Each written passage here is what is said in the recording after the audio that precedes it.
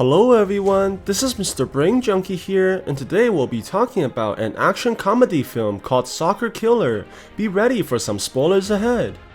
A long time ago in ancient China, an army of soldiers are waiting inside the castle while their gates are being attacked by the enemies. The emperor sees this and is frozen in fear as all his soldiers are trembling as well. It turns out the king has refused to play soccer with a tyrant known as Angus Khan, who destroyed numerous kingdoms upon winning their version of the game. Very soon, the battlefield begins to be surrounded by hordes of crows that is able to cover the entire sky. The people wait hopelessly as a giant ball rushes towards the castle and breaks open the doors like a bunch of cardboards. The soldiers quickly realize that something is rushing in from underground, which explodes furiously in front of their faces. To their surprise, the enemies reveal themselves to be the Chinese version of the Avengers as they launch quickly into the air. The people are forced to retreat in fear while the Asian Hulk smashes the soldiers into a million pieces. The Walmart Spider-Man joins into the fight as well and quickly binds the soldiers by using his webs, which allows the Human Torch to burn the people into a crisp. Very soon, even more enemies begin to show up like a superhero bargain sale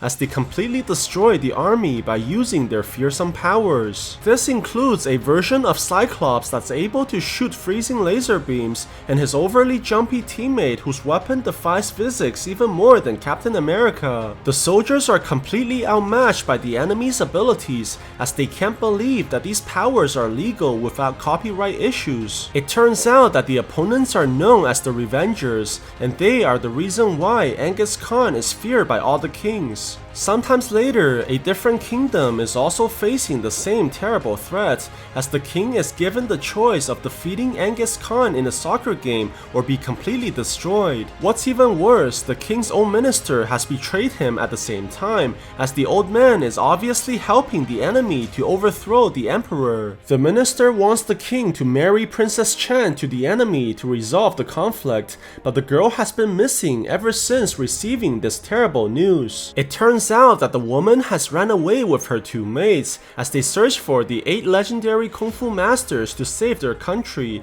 but they're quickly becoming homeless by the day. What the princess doesn't realize is that the kung fu masters have fallen even lower as they struggle to make any money by using their skills to cut vegetables and make noodles for the customers. The nuns have it even worse as they're forced to wash dirty laundries for a brothel that's run by a woman who looks like a museum for diseases. What's even worse, all the government workers are completely corrupt as they take advantage of the kung fu masters and destroying their dignity by embarrassing them in front of the crowd. Luckily, the insults eventually pushes them too far and causes a master to punch away the officer like a flying ragdoll. However, this caused them all to lose their jobs as a result, but the nun doesn't seem to be worried as she stares at the Tai Chi master like she was imagining him naked. Before the people can figure out what to do next, they're interrupted by a monk known as Eden, who tells them that they're being offered a job to play soccer by a government officer. Instead of seizing this opportunity, the people decided to steal from their employer so they can finally have justice on the corrupted officials. What they don't realize is that a mysterious man called Mao has been listening to their conversation,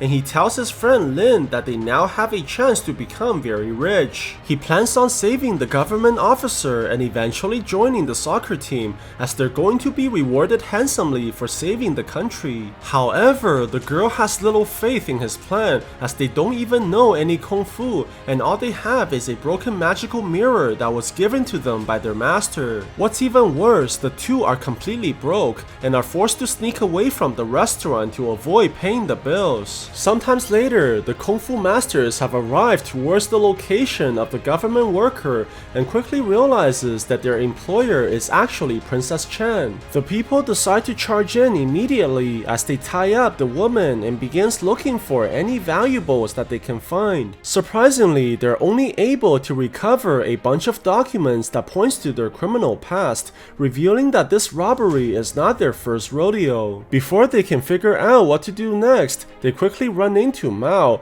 but the man gets apprehended by the kung fu masters immediately. At the same time, time, Lin also rushes in with a bunch of bodyguards that she hired as she tries to save the princess as well, but only to see that the woman has already broken free. It turns out that Chen has planned the whole thing from the very start, as she knew that the masters would come here and decided to blackmail them by using their criminal pasts. Realizing that they're outsmarted, the Kung Fu masters have no choice but to agree to join the soccer team before disappearing like a bunch of weasels. Lin sees this and decides to run away as well, leaving only Mao inside the building, who now has to deal with the princess all by himself. The man tries to convince the woman to let him join the soccer team, and even going as far as forsaking all his dignity. This causes the girl to pull out her knife and threatens him to leave, as Mao tries horrendously to flirt with the princess, but only gets kicked out by the woman instead. Lin runs back and sees that her friend has been stabbed by the knife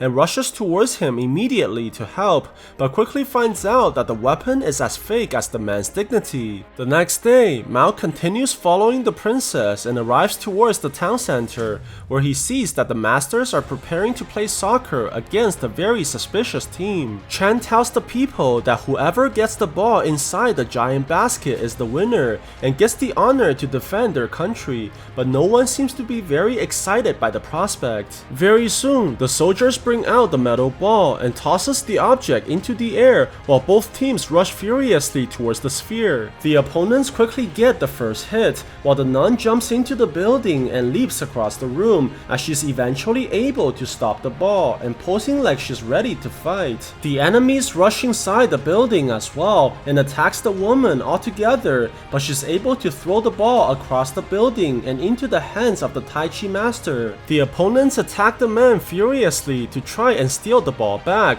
but the master is able to counter the enemies and making them dance like lunatics before knocking them away. The man eventually kicks the object towards the monk, who knocks the ball right at the sister as she throws it directly towards the basket. However, the enemy sees this and is able to stop the goal before passing away the ball so they can try and score as well. The giant metal flies quickly towards the nets, but the monk is able to break the chains, which causes the basket to drop away immediately. The enemy sees this and quickly jumps down to pull the chains back, but Eden is able to stop the opponents by throwing his pole onto the wall. Just before the ball goes into the basket, the nun is able to jump in and grabs onto the object in the last moment, but before she can score, she hears the opponents begging her to stop. They claim that they desperately need the money for their starving families, as the government has taken everything away from their homes. The nun hears this and jumps towards the people in compassion,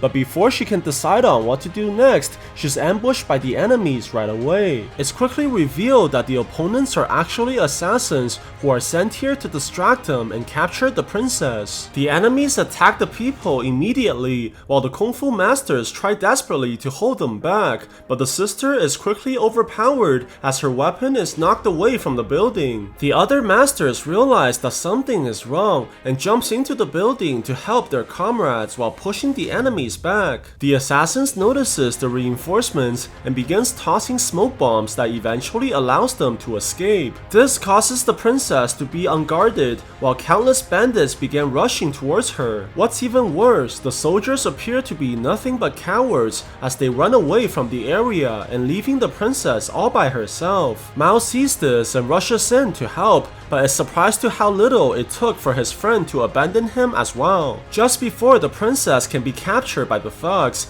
Mao charges in to rescue the woman and using himself like a meat shield while trying to look handsome at the same time. This manages to scare the woman even more than the enemies, as the man sprays the blood like a water fountain and eventually causes them both to be captured as a result. It turns out that the assassins were sent here by the evil minister and are instructed to lock up the princess and break up the Kung Fu masters to ensure that the enemies will win. What's even worse, Mao is gravely injured from the previous attacks, while the princess blames everything on the man by nearly suffocating him and making him lose his final brain cells. Luckily, the man is eventually able to recover as he tries to earn the trust of his captors by helping them with everything inside the village. This includes showing them his newest invention, which includes a very suspicious looking Barbie doll that turns all the men into nothing but simps. He tries tries to impress the princess as well by washing her clothing, including her underwear,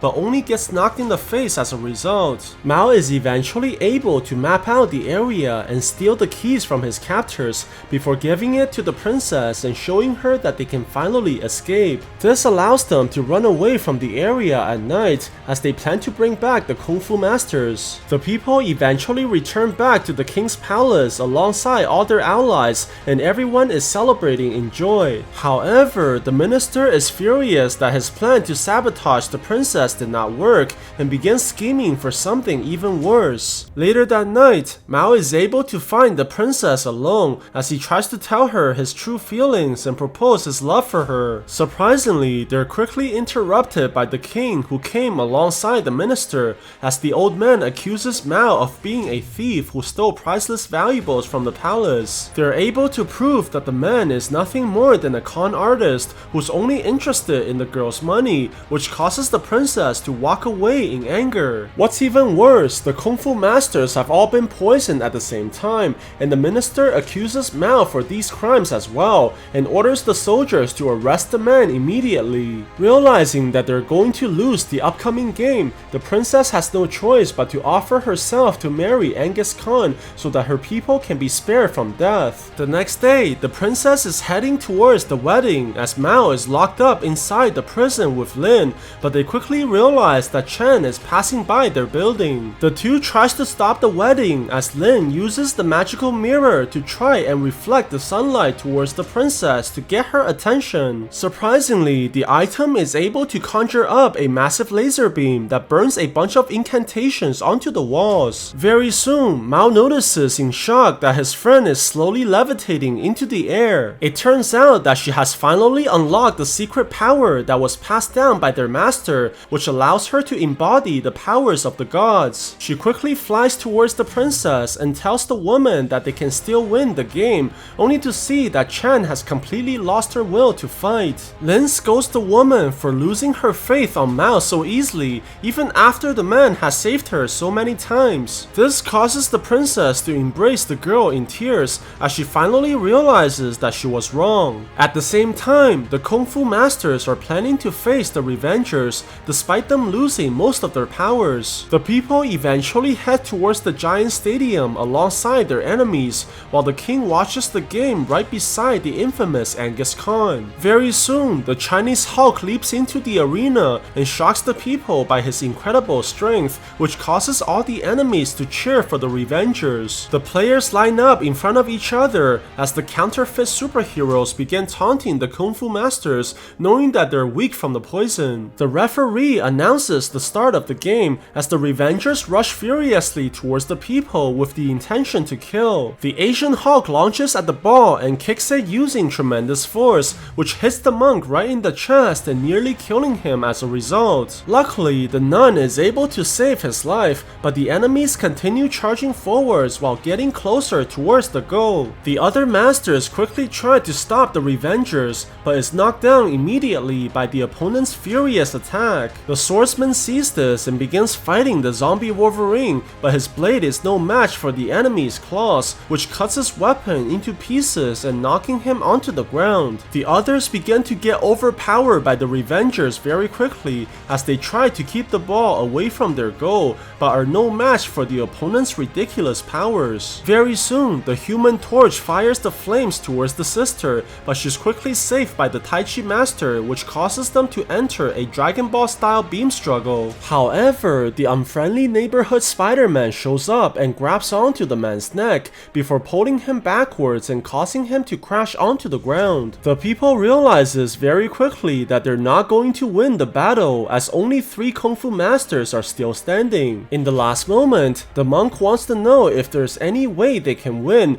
but the sister chooses to answer even more ambiguously than Doctor Strange. This causes them all to get blown away by the fireballs and knocking them onto the ground. Very soon, Mao is able to make it towards the stadium and sees that all the Kung Fu masters are completely defeated, leaving no one else to defend the goal. However, the man quickly conjures up an idea as he plans to bring the gods into the fight by using the powers of the magical mirror. At the same time, Angus Khan begins threatening the Emperor to give up, but they're surprised to see that the king's butler has come to defend the goal as well. The Revengers look at the old man like he's nothing but a joke before heading forwards and kicking the metal ball, which knocks the butler onto the walls. The enemies laugh maniacally at the weakness of their opponents, while even the general has decided to come and defend the goal. The Revengers attack furiously for the second time and completely breaks apart the man's arm. With no other choice, the general tries to turn into Ultraman, but is knocked away immediately just like his friend. Just when all hope seems to be lost, the civilians begin rushing into the stadium as they refuse to let their kingdom fall. The Revengers look at the people furiously, while the citizens begin piling up into a mountain of human bodies and planning to make the sacrifice for the honor of their country. However, the enemies refuse to show any mercy towards the people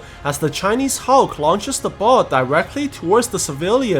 Surprisingly, the metal object disappears into the crowd while the people are wondering how they're still alive. What the civilians don't realize is that they're dead already, as a bright light begins to shine from the inside, which causes a massive explosion that throws the people into the sky. The citizens eventually all drop onto the floor and are turned into human pancakes. The Revengers begin celebrating for defeating the people so easily, but a final contestant is still making her way onto the battlefield that surprises even the enemies. It turns out that all they have left is a little girl who plans on defending her country as well, but the Revengers have no intentions of showing her any mercy. The Hulk launches the ball directly at the young girl, but she's quickly saved by a powerful entity that came from the sky. It turns out that Mao has decided to join the fight as he has taken on the powers of the Monkey King. Very soon, the sky begins to darken while causing the winds to rise up, and the Revengers look above in confusion as a bright light starts to form in the center. It's quickly revealed that the Kung Fu masters are able to transform into deities as well,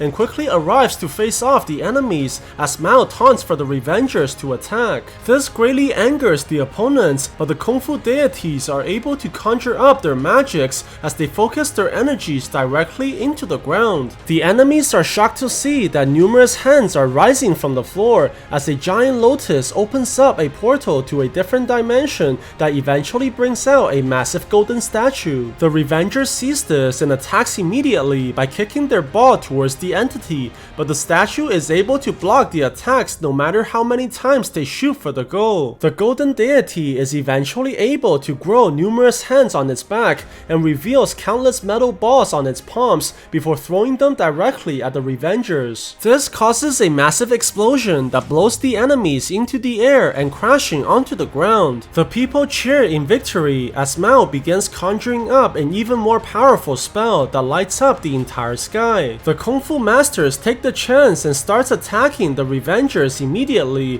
while completely dominating the fight and embarrassing the opponents at the same time. Very soon, a giant temple is summoned into the sky that resembles a devil's face, and the building begins opening its mouth as it starts pulling the Revengers into the air. The enemies are quickly sucked into the massive structure, who eventually closes the jaws and begins launching away into the atmosphere. All the citizens begin to celebrate as they have finally won the battle, but the minister quickly grabs onto a knife and takes the king hostage while telling the people to stay back. Before the man can finish talking, he realizes that Angus Khan has left the building with all the soldiers and leaving him completely by himself. With no other choice, the minister decides to stab the king repeatedly, but is shocked to find out that his knife is actually made in China. This allows Lin to charge in and kicks the villain right on the head, which sends him crashing onto the ground and falling down to his death. Sometimes later, a wedding is finally being held, and Princess Chen has eventually accepted Mao as her husband,